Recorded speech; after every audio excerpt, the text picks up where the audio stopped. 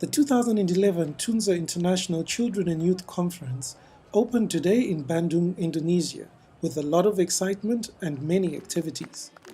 This year's theme is Reshaping Our Future Through Green Economy and Sustainable Lifestyles.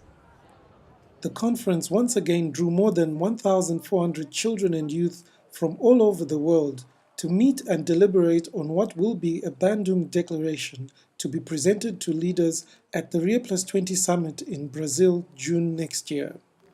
This conference is meant to be a platform for you to speak to the world's leaders, not by taking their language, but by using your language, your experience, your optimism, your belief in the future. Speak with your experience. Speak with a voice on behalf of the young people of this planet, because they rely in part on you to translate your experiences into something that the summit in Rio next year can also reflect. Given that nearly 40% of the world's unemployed are between the ages 15 to 24, on top of the young minds agenda today was the urgent need to bridge the skills gap among young people through improved education and training, and that this will be one of the keys towards delivering a global green economy. Today at the Tunza International Children and Youth Conference, we're asking that our governments invest in our talents and our skills to transition from a fossil fuel-based economy to one where we use renewable sources of energy such as solar power in order to mitigate and prevent the consequences of catastrophic climate change. This is what's needed for just and sustainable development for the green economy. To transition to the green economy, governments must provide incentives for young people to help them create businesses that will allow for long-term sustainability.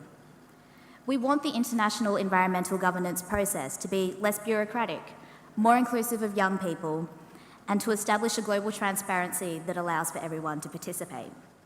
The Vice President of Indonesia, Professor Dr. Budiono, was present to officially open the conference, and he did so with other officials by playing a traditional Indonesian musical instrument called the angklung.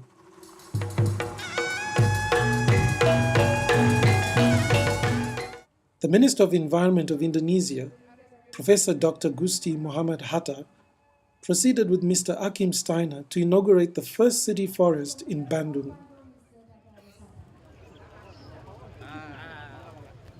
The ceremony involved tree planting and a tour of the existing forest.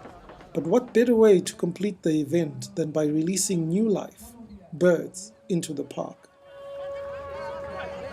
The week promises to be very engaging for the young Tunza participants, and high expectations for the final Bandung Declaration are building up.